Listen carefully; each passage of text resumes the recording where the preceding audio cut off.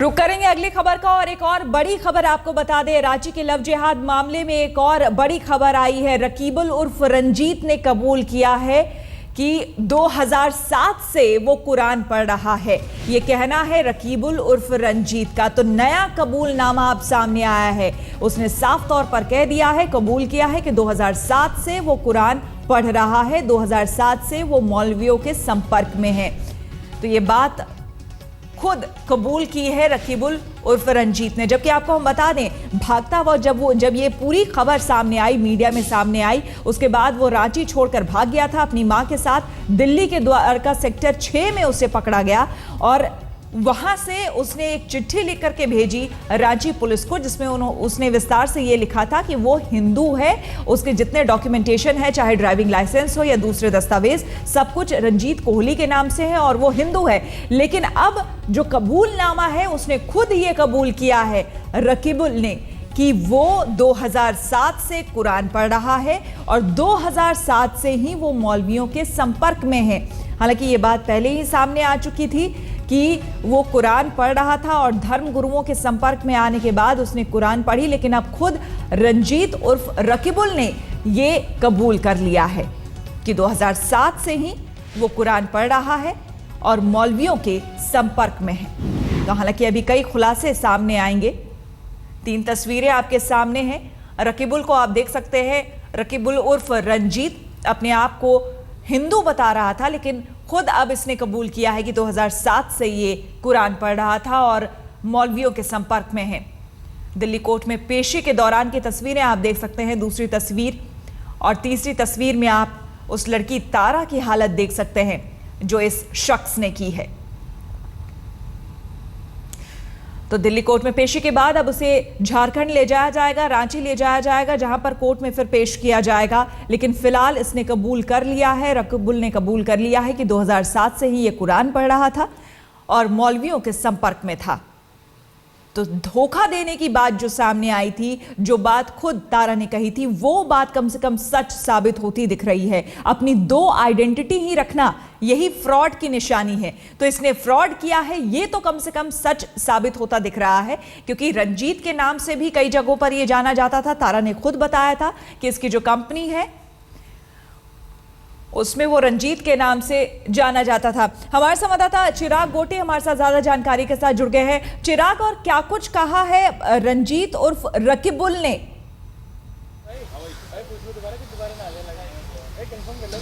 देखिए, उसने साफ साफ यही कहा है कि वो 2007 में से है जो नमाज पढ़ रहा था और बाकायदा संपर्क में था मौलवियों के।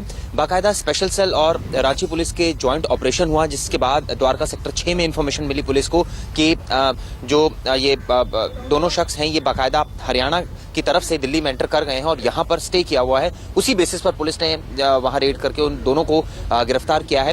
बहरहाल पुलिस ने अभी कुछ ही मिनटों में पुलिस जो है इसको द्वारका कोर्ट पहुंच जाएगी, जहां चीफ मैजिस्ट्रेट के आगे पेश किया जाएगा और जहां से ये माना जा रहा है कि ट्रांजिट रिमांड के तहत रांची पुलिस को सौंप दिया जाएगा। और रांची पुलिस ने इसकी बाकायदा प्रिपरेशन भी किया, फ्लाइट भी बुक करा ली है। गो एयर की फ्लाइट से 5:30 पर रकीबुल को लेकर जाया जाएगा। हालांकि इसका साफ साफ यही कहना है कि जितना भी इसने अभी तक बताया है, जो डॉक्यूमेंटेशन है वो हिंदू है, लेकिन कहीं ना कहीं इस पूरे प्रकरण से साफ है कि कहीं ना कहीं धोखेबाजी कर रहा है और इसी के सेंस में इसको गिरफ्तार भी किया गया है। जी, तारा भी हमारे साथ जुड़ गई हैं अब इस वक्त फोन लाइन पर। तारा, आपसे यहाँ पर जानना चाहेंगे, कबूल कर लिया है रकीबुल ने कि 2007 से ही वो मौलवियों के संपर्क में है, और तारा हमारे साथ जुड़ गई है। तारा, अगर आपको मेरी आवाज सुनाई दे रही है तो अभी जो कबूलनामा खुद सामने आया है रकीबुल का, रंजीत आपके पति का, साफ कह दिया है उसने कि 2007 से ही उसने कुरान पढ़ना भी शुरू कर दिया था और वो संपर्क में भी था मौलवियों के। तो कम से कम एक बात उसने कबूल कर ली है, क्योंकि अभी तक वो अपने आप को रंजीत प्रूफ करने में लगा हुआ था। जी, इसके लिए मैं सबसे पहले धन्यवाद कहूँगी अपने पुलिस प्रशासन को और दिल्ली पुलिस को, मीडिया को, जिनकी वजह से आज वो मजबूर हो गया है कि जो बातें वो सबसे छुपा रहा था आज वो सामने आ रही है। भले धीरे ही सही, लेकिन ये उम्मीद तो जगी कम से कम सच्चाई सामने आएगी। अगर जिस तरीके से वो छिप रहा था, भाग रहा था, वो आज सामने है, ये बहुत बड़ी उपलब्धि है। जो पुलिस ने साथ दिया, जिस तरीके से उन्होंने ये काम किया, बस इतना आशा करती हूँ और उनसे निवेदन करती हूँ कि उसी स्तर से इसकी जांच भी की जाए, उसी सच्चाई के साथ उसके सारे इल्ज़ाम जो साबित होंगे अगर आप सही तरीके से जांच करते हैं तो। तारा, लेकिन आप कह रही थी कि ये जो देरी हो रही है पुलिस की गिरफ्तारी में, वो कहीं ना कहीं उसे बचाने की भी कोशिश है। जी, मैं अब भी ये बात कहूँगी क्योंकि मैंने उस इंसान को देखा है। 40-45 दिन मैं उस इंसान के साथ रही हूँ। मैंने देखा है किस तरीके से वो प्रशासन कानून को साथ खेलता है, जो दूसरों के लिए दूसरों के सबूत मिटाता है, वो किस हद तक जाता है, कितने पैसे है उसके पास, करोड़ों रुपए वो कहाँ से आते हैं उसके पास, ये सब कुछ देखा है। उसने मुझे ये धमकी दी भी थी कि अगर निकल भी जाओगी तो मुझे कोई कुछ नहीं कर सकता, क्योंकि सारी प्रशासन, सारे लोग, जहाँ जहाँ तुम न्याय के लिए जाओगी वहाँ हर जगह मैं खुद होऊंगा और हर जगह से मैं वो सारे सबूत मिटा दूंगा। और देखो किसी हद तक उसने ये किया भी, लेकिन बस पुलिस की कुछ ऐसे लोग हैं अभी इस दुनिया में जो सच्चाई के साथ है, उनकी मदद से, मीडिया जो सहयोग कर रही है, जो दिल्ली पुलिस ने हमें सहयोग किया, जिनकी मदद से आज ये कुछ बातें तो सामने आ भी गई हैं, अभी जब तक वो रांची आया भी नहीं उससे पहले ही।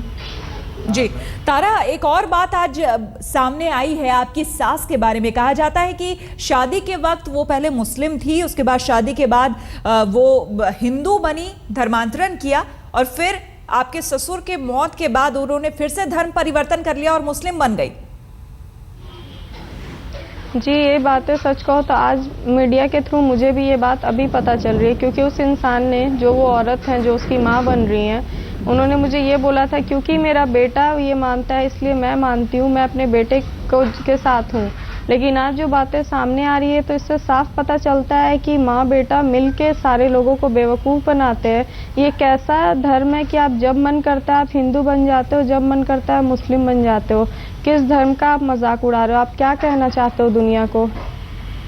बिल्कुल, कई बातें हैं जो कि उलझी है, अनसुलझी है। अब धीरे धीरे उम्मीद कर रहे हैं कि अब जबकि रंजीत गिरफ्त में आ गया है तो पुलिस के सामने और कई राज खुलेंगे। आप बनी रहिए तारा हमारे साथ। चिराग गोटी भी हमारे साथ, संवाददाता हमारे साथ बने हुए हैं, इन दोनों से हम बातचीत करेंगे। तो लव जिहाद मामले में कई खुलासे हो रहे हैं और इस वक्त की बड़ी खबर एक आपको हम बता दें, दिल्ली में गिरफ्तारी के बाद रंजीत को जब आज कोर्ट ले जाया जा रहा था दिल्ली में, तो उसने अपने आप को वहां भी रंजीत बताया है। हालांकि उसने ये बात खुद कबूल भी कर लिया है कि वो 2007 से कुरान पढ़ रहा था। क्या कुछ कहा है उसने, आइए सुनते हैं। क्या है रंजीत कोहली है, रंजीत सिंह, लेकिन आपकी पत्नी आप पे आरोप लगा रही है। मैं सिख फैमिली से बिलोंग करता हूँ। आपकी पत्नी आप पे आरोप लगा रही है कि आप उनके धर्म परिवर्तन, वो गलत है। धर्म परिवर्तन जैसी कोई बात, कोई बात नहीं है, कोई बात नहीं है। साइड हो जाइए, साइड हो जाइए। कोई आपका आरोप, आपका नाम क्या है? आपका नाम क्या है? रंजीत सिंह कोहली। रंजीत सिंह, लेकिन आपकी पत्नी के आरोपों के बारे में क्या बोलेंगे?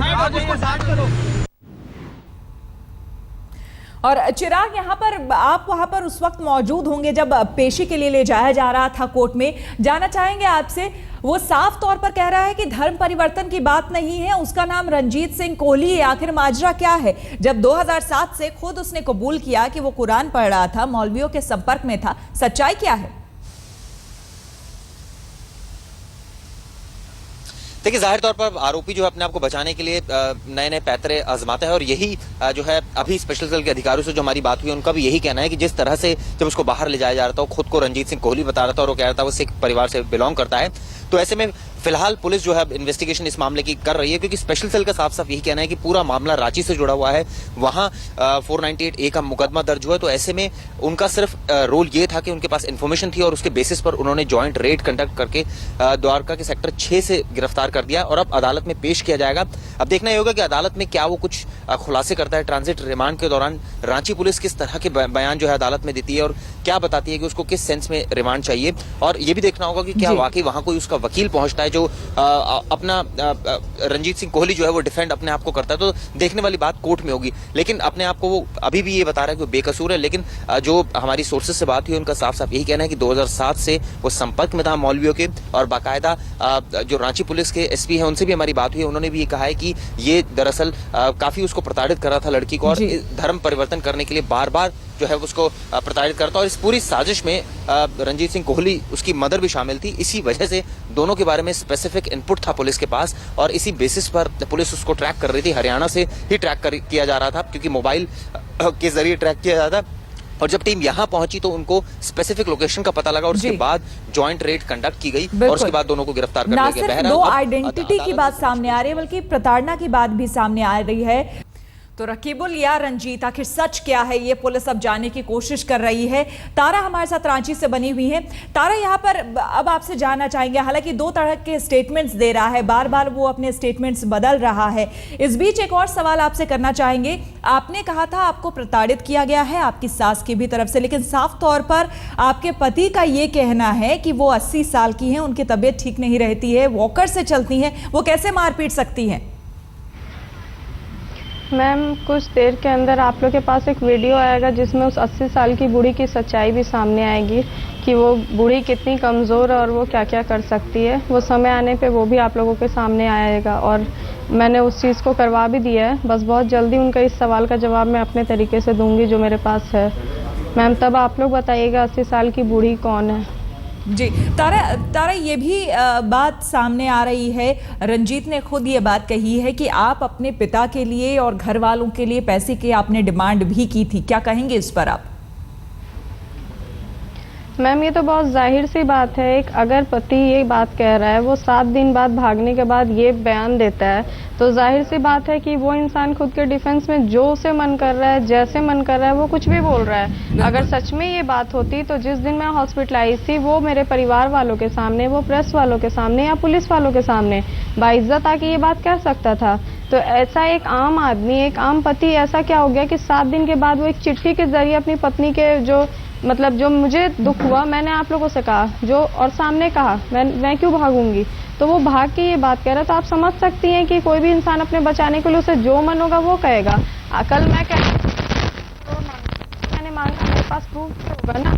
ये बातें तो चीज़ है ना जिसका कोई सर पैर नहीं है।